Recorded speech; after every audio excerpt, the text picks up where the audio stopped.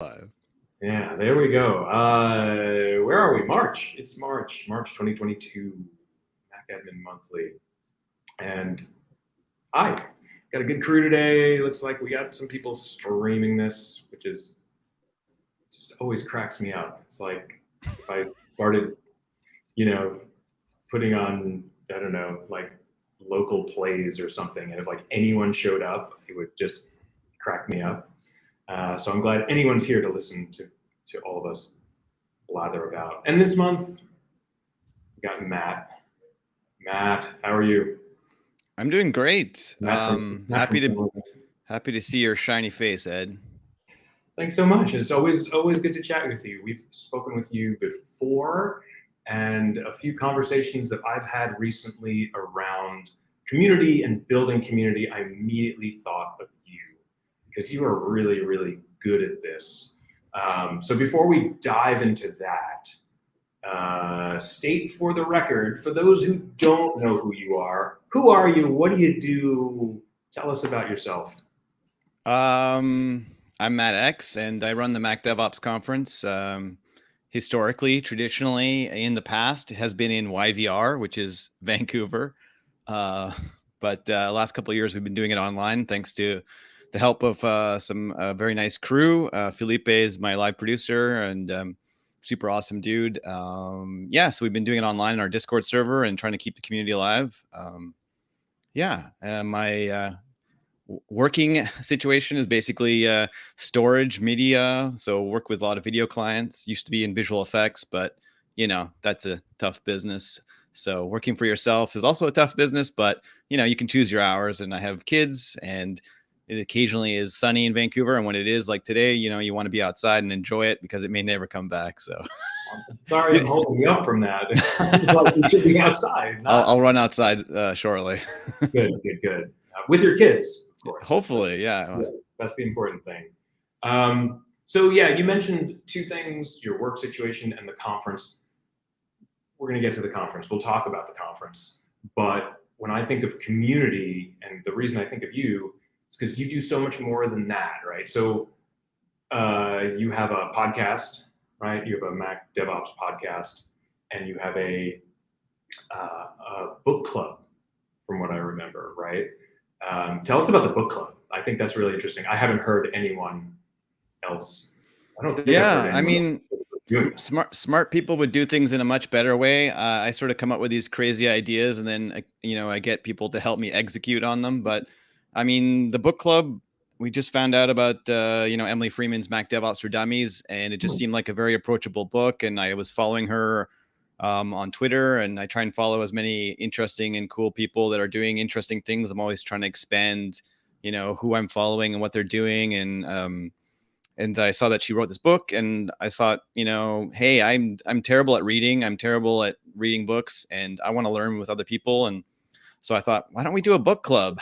And so we did that with our Discord, and we had a bunch of people from all around the world join us, and different people, different times. And we tried to put some of that on our podcast. And then this year we did the Site Reliability Engineering Book Club because, hey, if you had to read that by yourself, you'd fall over dead bored. But reading it together, I'm like, it actually was really cool. Like even me, who I'm terrible at doing things, I'd read some of it, and we'd read some of the chapters and discuss, because there's so many good topics in site reliability engineering. Even if you're not an SRE, if you've been working in IT or security or any of those businesses, then a lot of these topics of reliability and what's uptime and systems, like how to build systems, all these are good topics. And so between the DevOps for Dummies from Emily Freeman and the site reliability engineering, there's just some great topics and great things to discuss. And it was just super awesome to have people, come together to do it. And I mean, it takes effort, to find times that work for people. There was we were trying to find different times that would work for people. Some people in Europe wanted to come, some people in Australia, some people on the East Coast, West Coast of North America. So we tried to find a couple different times to do it, and we did a half dozen of them. I'm trying to find ways to get the community to come together, and so it's it's definitely fun when it does come together. So what did the book club look like? How did that work? Like, did you actually like were you narrating? Were you reading to people, or you assign a chapter and then everyone comes together and discusses it in chat or over audio, or how did that work? Yeah, well, I'm glad you asked, Ed. After a lot of research, and no, basically, we just told people to read a chapter or two of either book, and then we just discussed it in a Discord in a voice channel. JD, Jack Daniel, my co-conspirator for Mac DevOps, he's the person who helps me execute my crazy ideas. He found that a lot of people were podcasting in Discord because Discord will help you record separate audio channels, and it'll even spit out an Audacity project for you. And normally, what happens when we're doing our podcast is he can use the bots to he'll just say make a note, and then the timeline will come out with all the notes with the time code and a project already spit out. So I mean, other than the fact that I don't plan it and I don't stick to script, it's really easy to edit. So thanks, JD. But yeah, so you know, we use the Discord and a voice channel, and sometimes we use Zoom just to do like for the podcast for sure, just to do like a visual sort of cue, but not recording. But yeah, just the voice channel in Discord, it works really great for the podcast, and we just basically say, hey, we're talking about a chapter or three, and we just go for it. I don't have time to plan things extensively of any kind unless someone's paying me a lot of money and it's a big project. And these are like sort of try to do these on the side of your desk with your spare time when you're not dealing with your kids, family, mortgages, and all the other serious adult stuff. So I'm just like, read a chapter and show up. And if you haven't read it, show up. And if you want to just chat, show up. And that seemed to work. People, you know, have shared lots of cool experiences and made people think, made me think, and made me read books that I wouldn't have read. So well, thank you to everyone. I think you pull a lot of this off because you are just like punk as fuck, right? Like, I mean, in spirit, you know, when people think of punks, they think of big mohawks and leather jackets, and like, yeah, there was a visual image to it, but like the spirit of being punk was like, I don't like this music. I'm forming my own band. I can do it. Anyone can form a band, right? So it's like anyone can form a book club. That's definitely my ethos. I mean, I mean, when I started Mac DevOps, I literally said, Ed's doing a conference. I can do better than that, you know? And, you know, so it's a lot of ignorance and optimism. You're like, I can do better. And then you're like, what did I get myself into? You know, it's like, you know, this is a lot of work. I should have really talked to Ed before I decided to do this. But yeah, it's just like, I was a punk kid for a long time with the mohawk and everything. But yeah, it's the idea that you could just do it. And I mean, when you set a low bar, like, and people just want to just show up, then, I mean, every year, I mean, I've always had high goals for Mac DevOps. Like, we'd always have a lot of like diverse speakers, women speakers. I set my super high goals, and I'm not afraid to fail. Kind of like the DevOps thing. I'm like, oh, this year we had, you know, not enough women speakers. We didn't have a good variety of people, but, you know, I was like, I keep having, I want to set high expectations for myself, but I'm okay with failure. I try really hard, and then just next time we'll do it next time. And, you know, and sometimes it takes a lot of money to pay for plane tickets and hotels when we were doing it in person. Like, you know, that was, and, you know, you do what you can to make things happen, and you try your best. Don't let go of your high goals and and then just realize that, you know, people just want to show up. You know, if I say, hey, we're doing Mac DevOps, like Sam's like, yeah, I'm getting on the plane and I'm going to be there. And, you know, Nate's like, yeah, cool. Like, you know, people just want to hang out. And so, you know, that makes it people, you booked a place? Cool. Oh, I just was going to meet you at the bar. But no, we'll go to this room first and have a talk or two. You know, yeah, the willingness of the community to want to get together really makes it happen. Not because I'm an awesome person, but, you know. Well, that too. I don't want to get too far away from the book club, but I do want to ask something like, so you have the DevOps book club and the DevOps conference and the DevOps podcast. But then here you are on the day-to-day doing this storage work and work for audio video companies. How does DevOps tie into that, if it does at all? Because I know from my time in the film and television industry, like, not only was it a little bit pre-DevOps, but it was also just like, there's no time for DevOps. Like, things are happening so quickly, and clients are paying, you know, $700 an hour to be in a room. And if shit's broken, you're just replacing it, right? Like, just rip and replace and like get this done because our clients are like, you know. No, I think my background in media and visual effects was more like the punk ethos. Is like, We have a deadline. This episode has to be shipped this week. It just has to go. It doesn't matter if it's perfect. It just has to be done, and the deadline is met. So I get my hardworking ethos from being in media production. Is like things have to get done. So often had conflicts when I have to go work with corporate clients that they have hey, we'll figure this out in 24 months. Actually, I just invited 5 more people to this meeting. Maybe 36 months. We'll get this figured out. I'm like, okay. So sometimes you got timelines that are different and all that.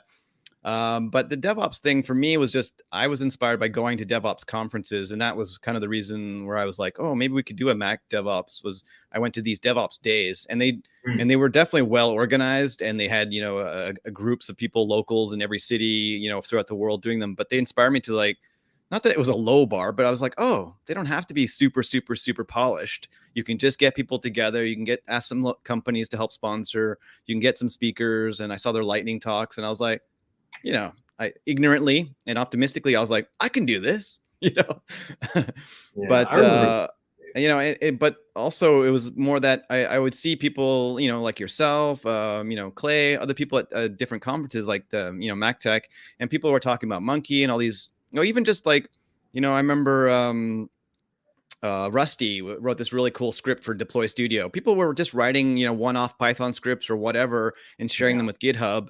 And, Rusty was the first person I think I went and hugged that he didn't know me. And I just like, I love you, man. You wrote this script and it saved my life. And you're amazing. He's like, oh, thanks.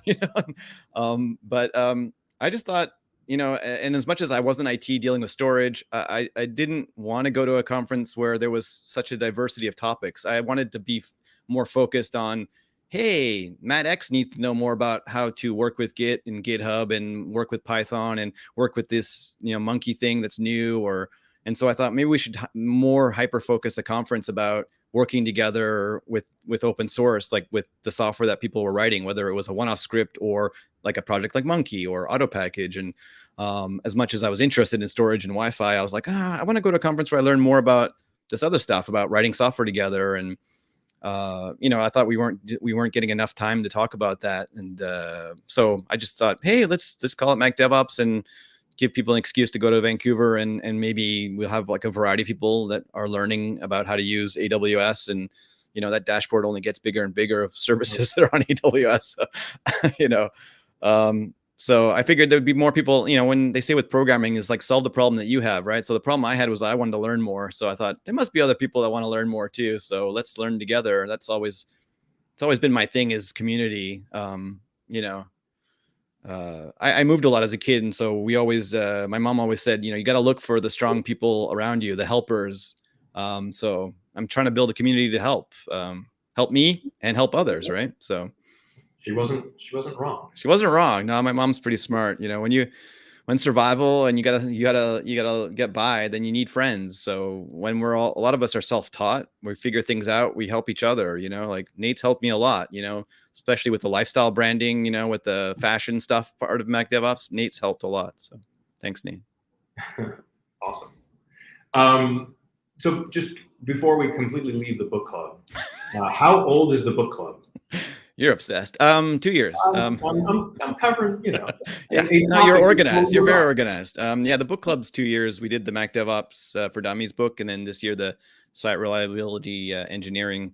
And it was sort of out of the podcasting thing where we'd share. And the whole idea with the podcast was that we'd just interview people talking about what they're doing, and because the conference is like once a year thing. And I thought, well, what if we did like a little bit more often? We just talk to people more often and try and reach out and see if people are interested in talking about stuff. And are you done with the SRE book now?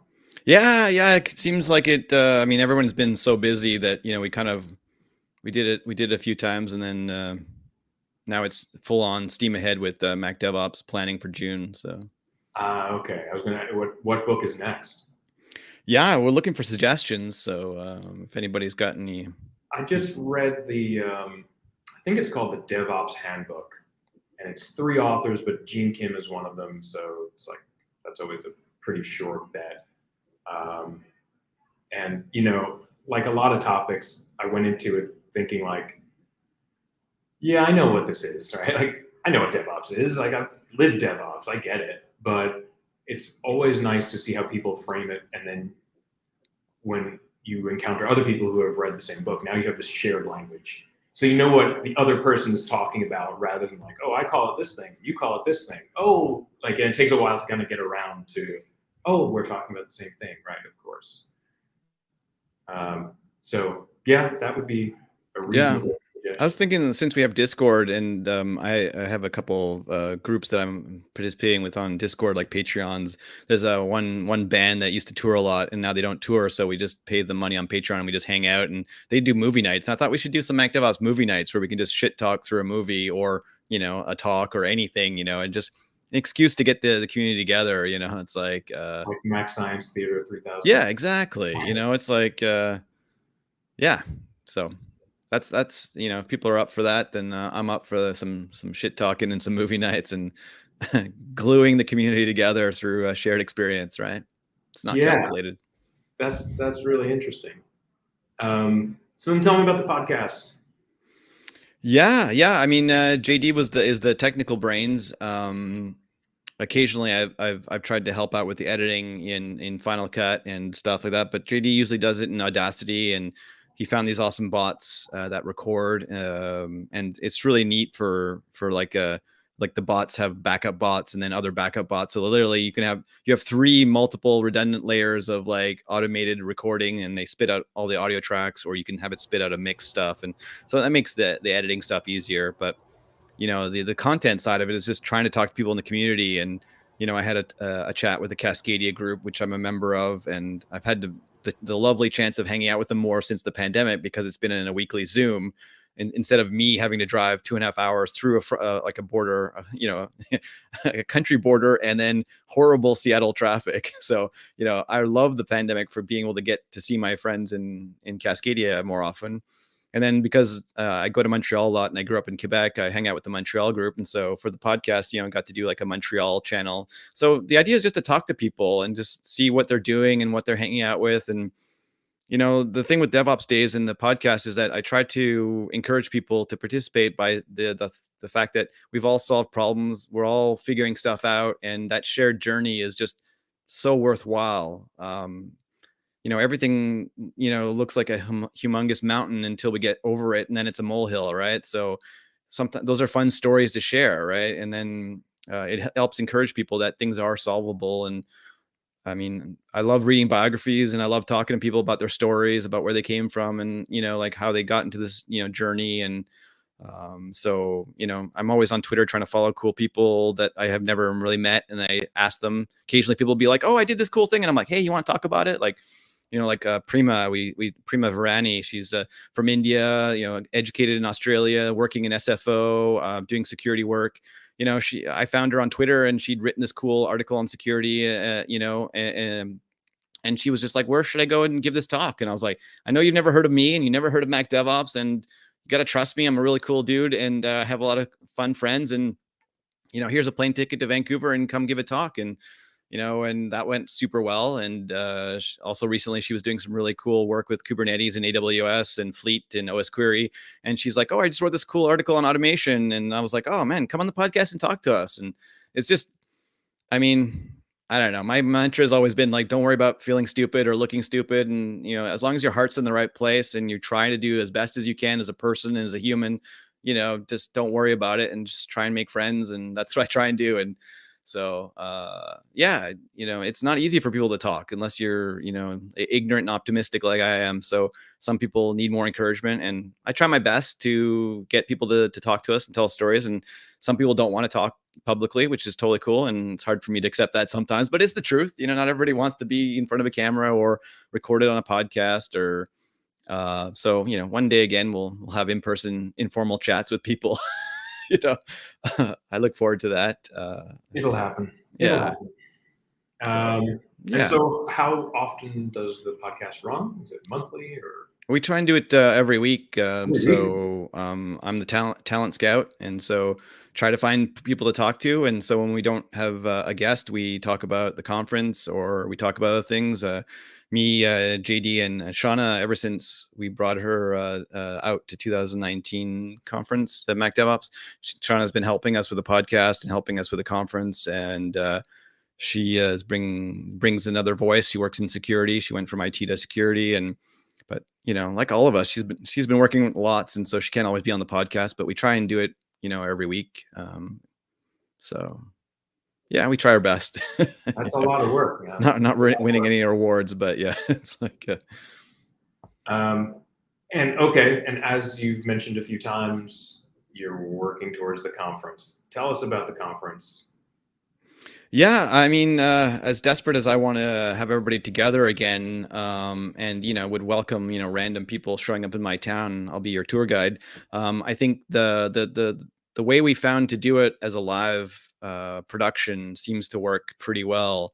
I love the videos. I mean, I'm a big fan of Ed's videos, like Max Sissaman, and people putting effort into their videos.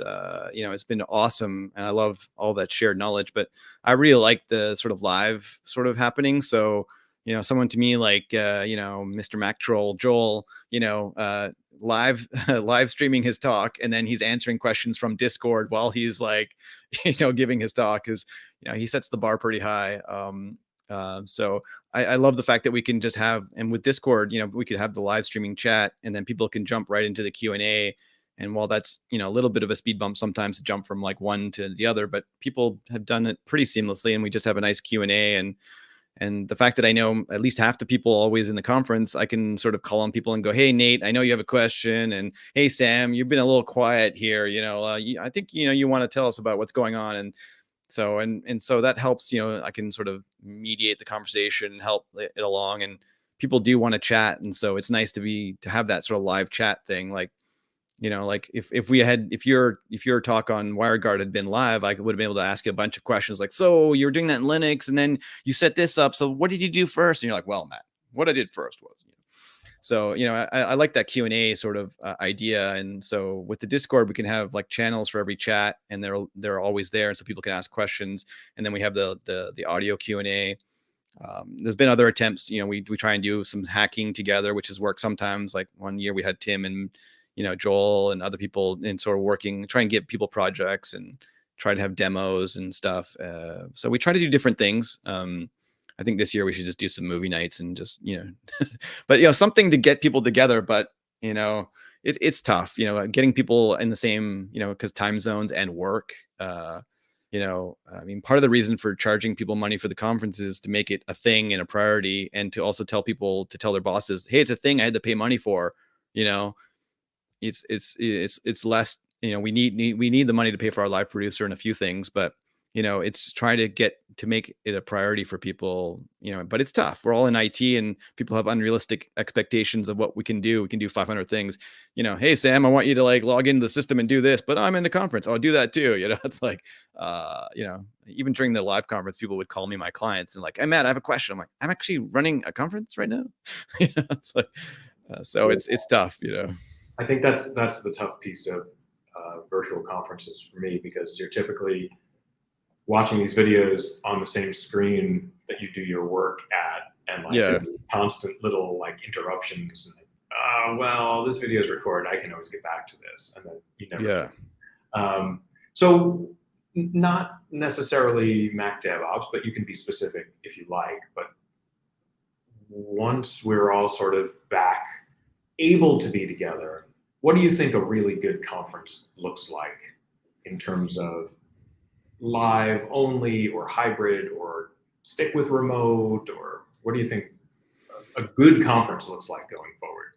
Well, I mean, my goals for when I did Mac DevOps were, I had a list of things I didn't want to do or things I wanted to avoid. And that was my negative positive to how to do a good conference. I was like, I want a small conference, can't be too many people. And I was like, it has to be diverse speakers, like it can't be the same people that give the same chat. I mean, like, just, so a good conference for me is definitely something that involves new people, and it helps get people in there. So that's why the sort of the quick talks are, is helpful. So I definitely had a lot of feedback when we did the Discord that people were like, "Yeah, even before the pandemic, we just didn't have the budget to fly to Vancouver." So, you know, I mean, so you have both, like Sam's like, if there's a plane I can get on, I'll go to the conference. I don't care how bad Matt's conference is. I'm going, because there's a bar somewhere, and I'm going to hang out and chat. And then other people were like, well, doesn't matter how cool Vancouver is, we can't pay for flights or we can't take the time off. So, people from all around the world could join in when it's remote, or if it's, so I would prefer a live one where people have a chance to chat. So, you know, if we can do it in the future in person, then I would do that. And if I will continue to do it remote as well in some capacity, because that seems to serve and help to reach a lot of people. But I've never been a really smart person, so yeah, I want to do it all. Yeah, it is. It's a tough balance. I agree. There are pros and cons to both, and like you get to serve different groups of people depending on what you do. It's tough. Can't please everybody. I guess that's the. No, and despite me being very ignorant, it does take a lot of effort. I've learned over the years to just round people up, as you know, Ed. You've helped run MacTech, and and this monthly meetup. It takes a lot of effort to round people up and organize things. Yeah, and like you said, I think you could do it easily, but to do it in a way where like you're talking to new people and you set this bar for yourself and like, oh, yeah, okay, now that starts to take some effort. Yeah. So, yeah. Yeah. I mean, I'm continuously excited and happy that we've been able to pull off conferences, because I think it's an accomplishment. It's just like, hey, we got the community together. I'm also, sometimes disappointed with myself that I didn't do it better, or you're just like, I could have done it better. Could have got more people, or but as long as it doesn't bring you down and get you depressed, but just encourages you to just, oh, let's try harder next time, or let's get more money and fly more people out when it was like in person. I mean, that it's expensive when you're like, oh, I want you to be at my conference. I'll pay for you to take time off. Like, yeah. If you want to put your money where your mouth is, then it can get very expensive when you have lofty goals. Yeah.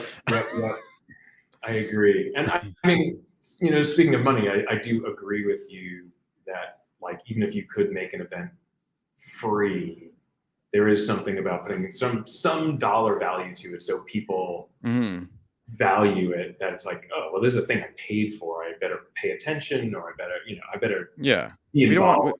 We don't want to exclude people. Like when I saw there was a Pi Cascades conference that happened in Vancouver one year, and I saw that they had a sliding scale, and I was like, oh, that just makes perfect sense. It's just like, pay what you want and show up. If you want to show up, I want you to be there, and if you can buy a bigger ticket because you work for a big company and that's no problem, then do it. I mean, I'm not going to, definitely the in-person conference costs a lot more. So, every dollar does count, but Yep. if anybody really wants to be there, I'm not going to like tell them to go away. You want to hang out with a bunch of nerds and contribute? Sure. Come in, Yep.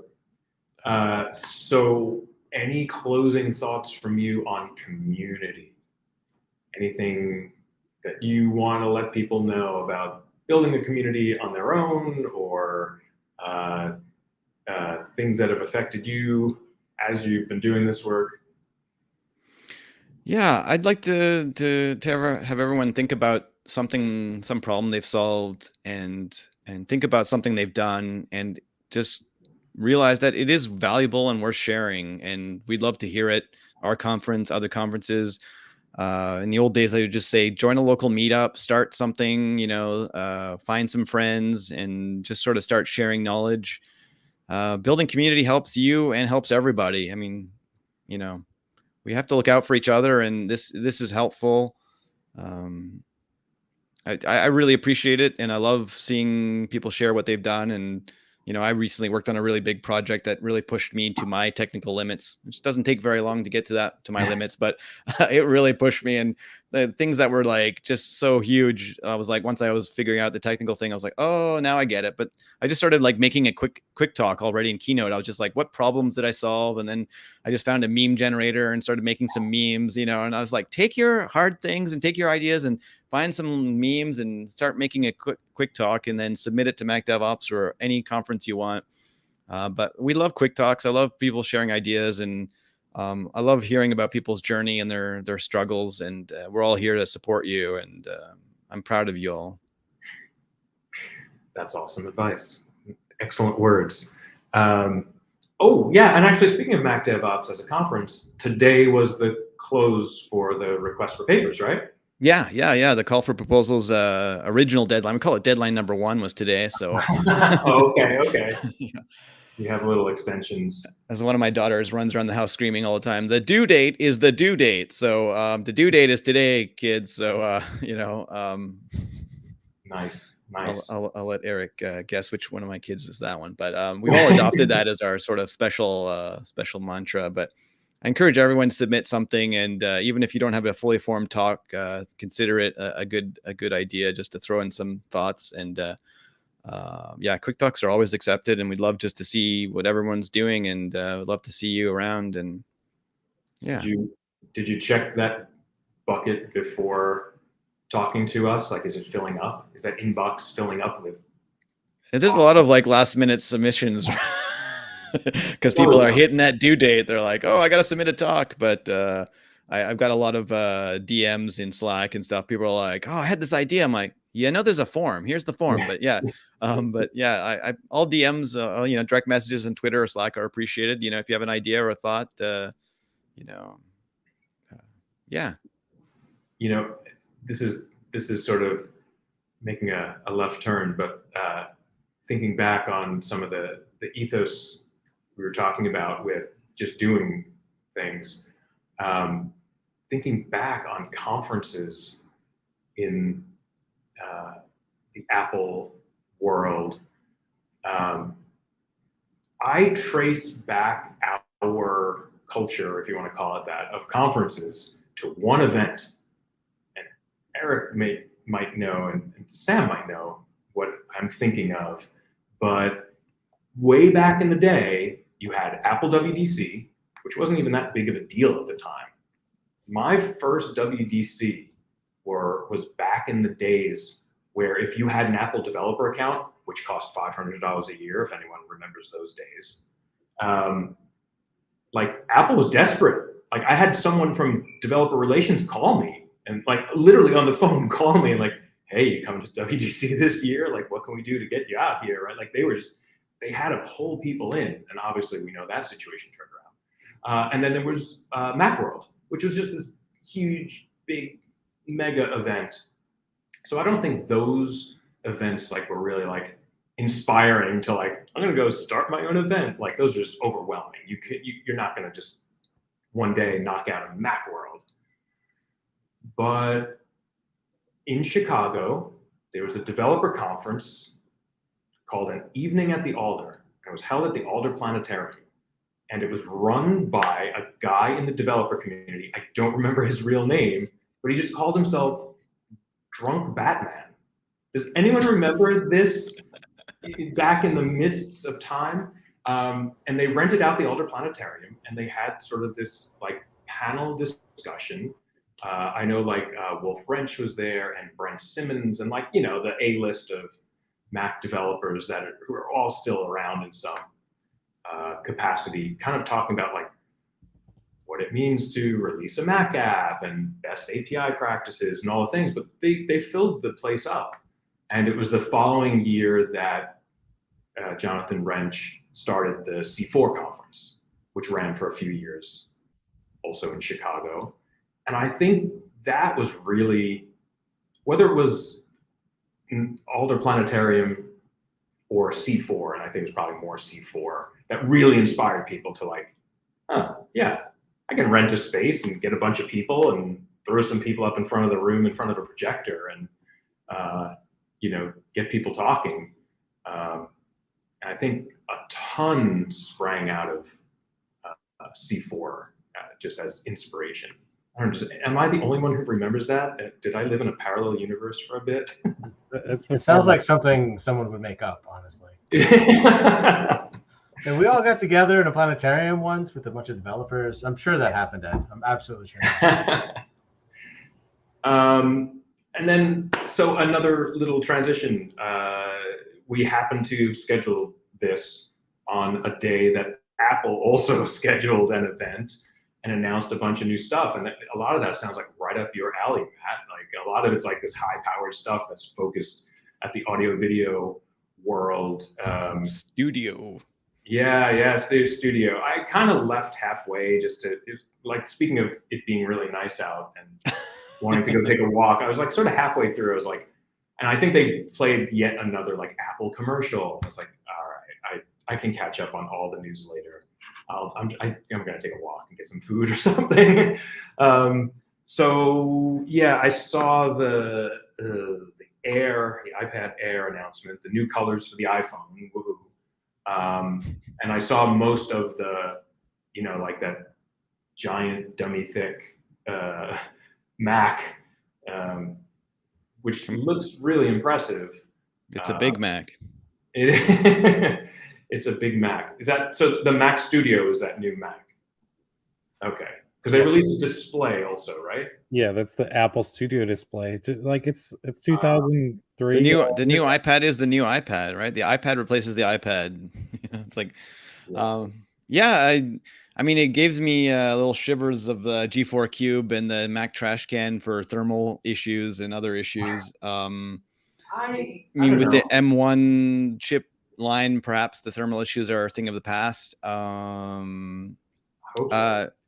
All I'll say is that all the clients that I had that used the trash can were insanely, awesomely happy with the iMac Pro, and almost none of them bought the Mac Pro because it was way more expensive than the iMac Pro, and people had moved on from PCI slots mostly.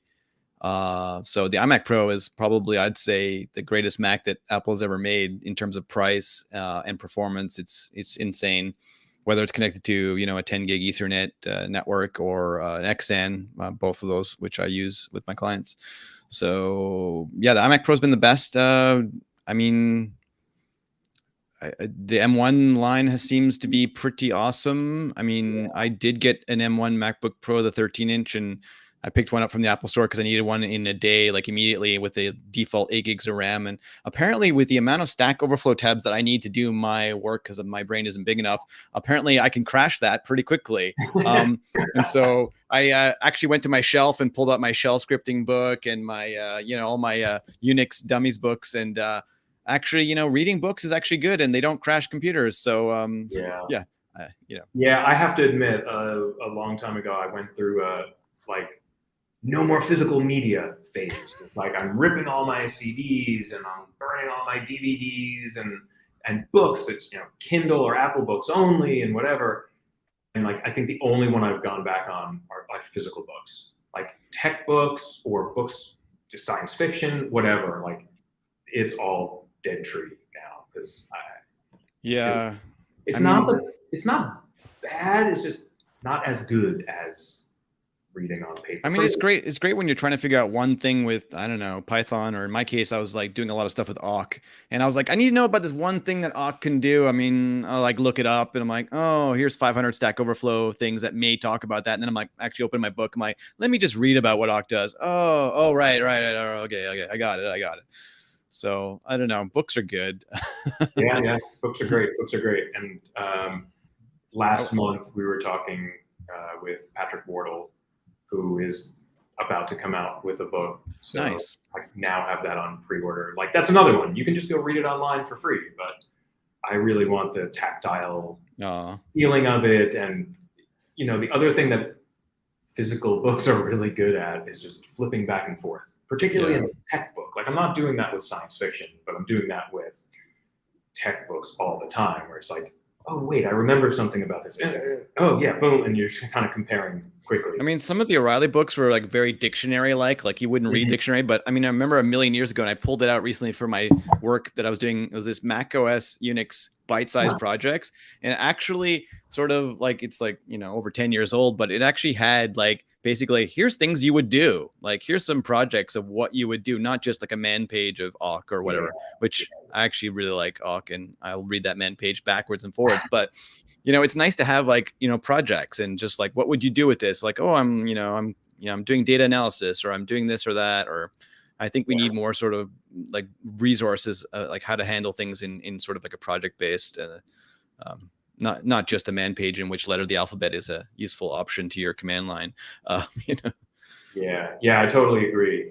Particularly very project-based or task-based approaches to learning something, rather than, like you said, the man page. It'll teach you everything about this command, but why do I want to use this? That's the big question. Yeah, some people I've seen that posted somewhere like, oh yeah, you got this blog post or a man page about technically how this thing does it, and you're like, but why would I use this tool or in this option, or what would be the whole purpose of that? Like, what am I trying to do? Like, but probably both are good. But back to your Mac Studio though, it looks very interesting, and it might be the way to go to replace some iMac Pros that are getting to be about 4 years old now.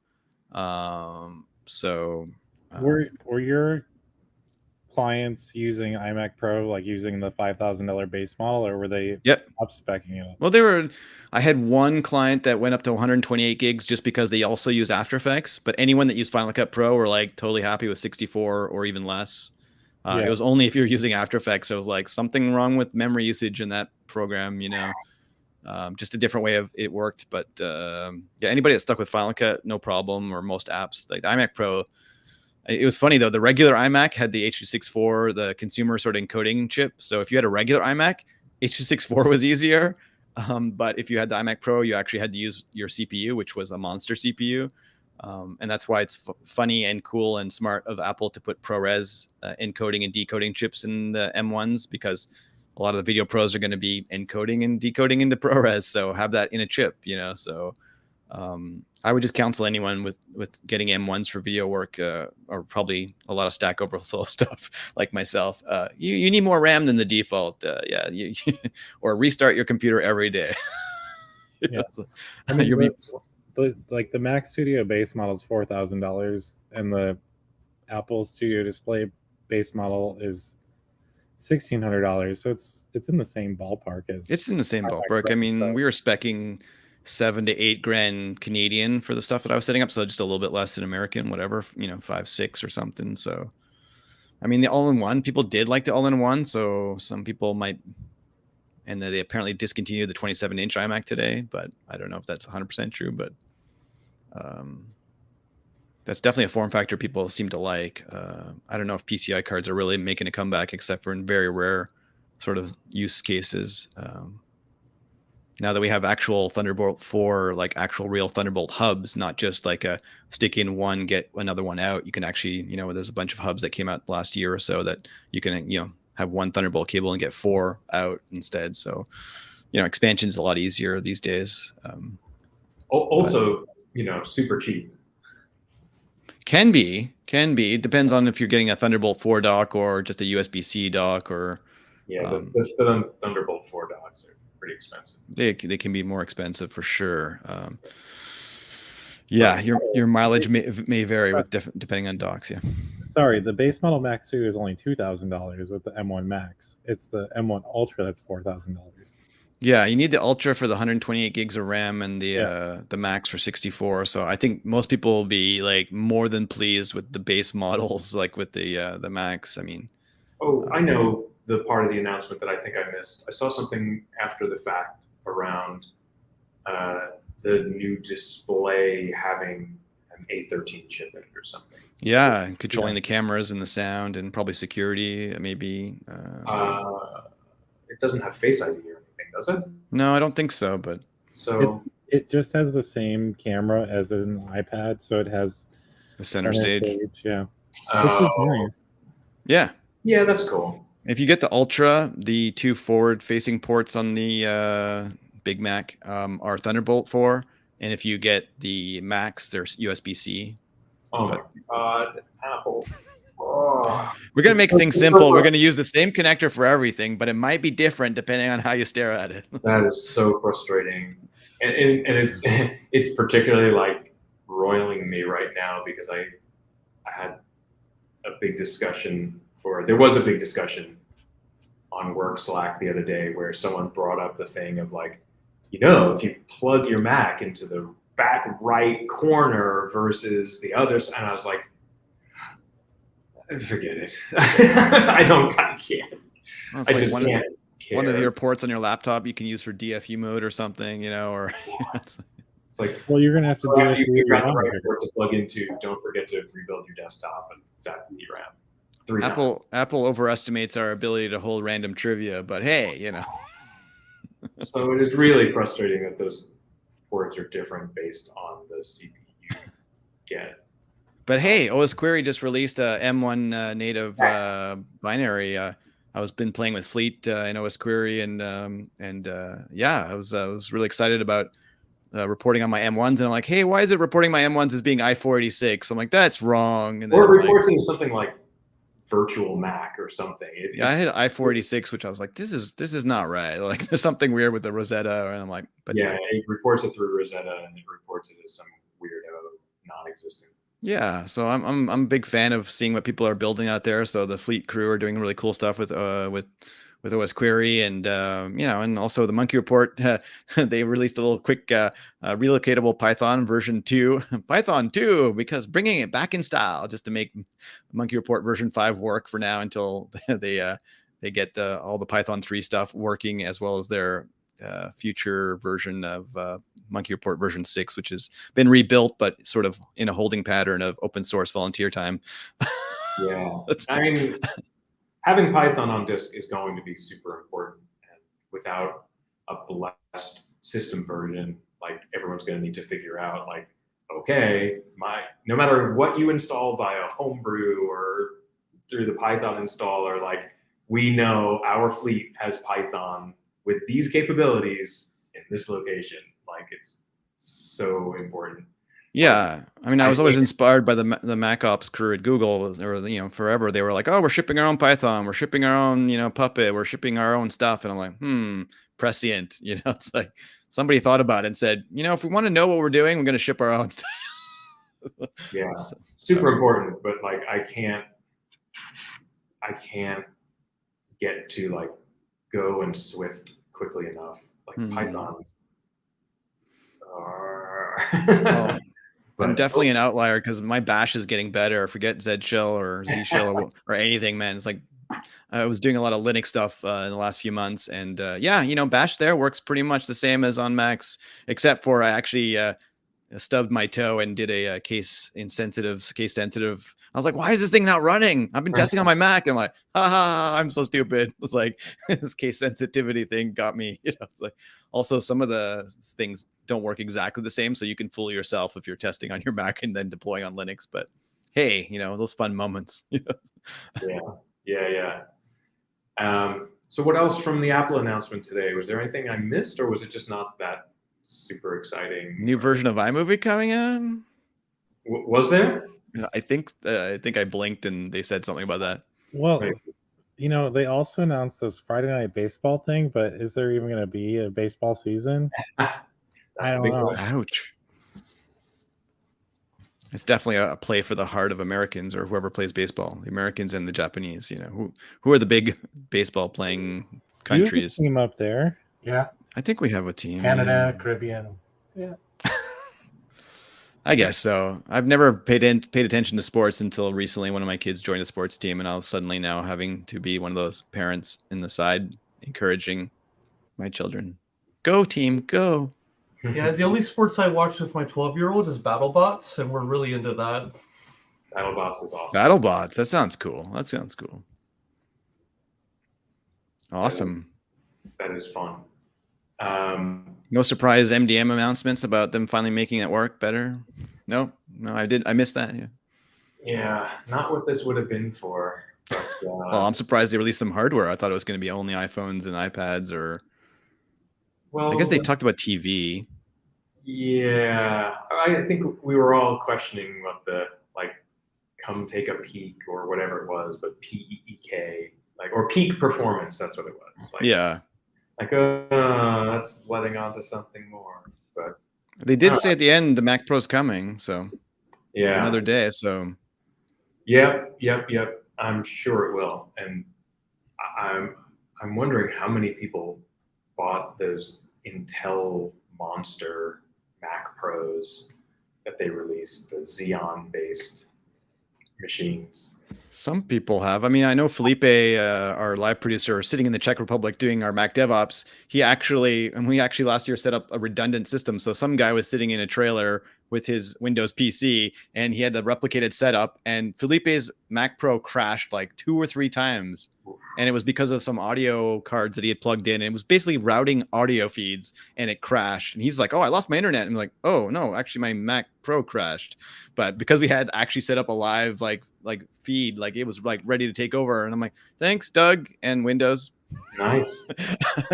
Thanks, redundant system. But yeah, I was like, I don't know. Those Mac Pros, I guess they're good, but I mean, you're not going to replace one with a M1 MacBook Pro 13-inch, but for some things. But No, but Mac Studio though. Mac Studio, yeah, Mac Studio.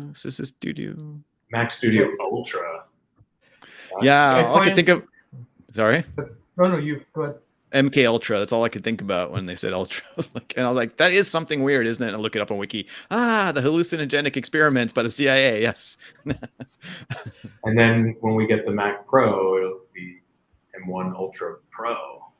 There'll be some other designation, maybe. I don't know. It seems like it's getting out of hand. M1, M1 Max. We M1 built a super chip that does everything inside. Now we're building a highway to go to the next one. It is True. super impressive engineering. I mean, as much as I can make fun of like the marketing names or whatever, like it is really impressive engineering, and it's fascinating to watch this like happen.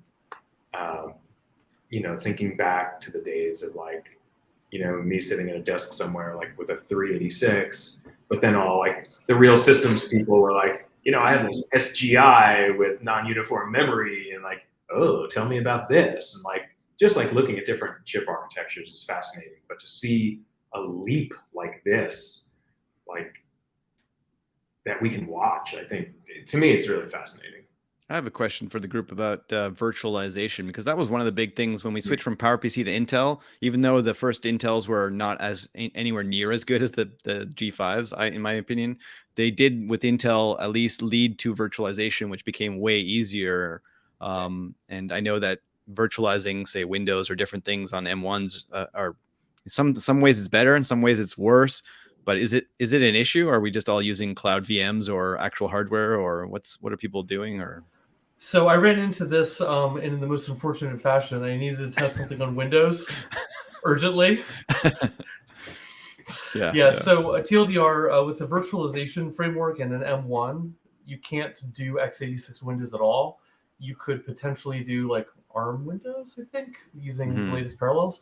But in my opinion, if you're just virtualizing macOS, Anka is killing it with their latest. I love it. It's just really fast. It's really good, and it's free. So nice. Yeah, they were past sponsor Mac DevOps thing. I have an Intel 16-inch behind me just for running Windows. In fact, that's all I have installed on those parallels. What about remote stuff, like spinning up a VM or some kind of process somewhere in AWS or Linode or whatever? Last few months, absolutely. I've been working on a big project, and I've been trying to teach myself to use, the Visual Studio Code and just use that as a development environment. And a lot of cursing, but yeah, once you get it going, it's like a good way to work. And just being able to remote into systems, and and work with Git, and so it's tough learning new things. Gosh darn it! But are you a Blink Shell user? No, I'm not a Blink Shell user, but I've heard good things about it. It's amazing. It's an SSH and Mosh client for iOS, and I have avoided VS Code for so long. Like I've used it; it's okay, but like, yeah, I don't know. It's frustrating because it's not really a Mac app, so it doesn't do things that you would expect a Mac app to do. But the latest version of Blink Shell integrates VS Code. Oh. So on your iPad, you can browse to a Git repository and go code this, boom, and you have the VS Code interface on your iPad, like running natively.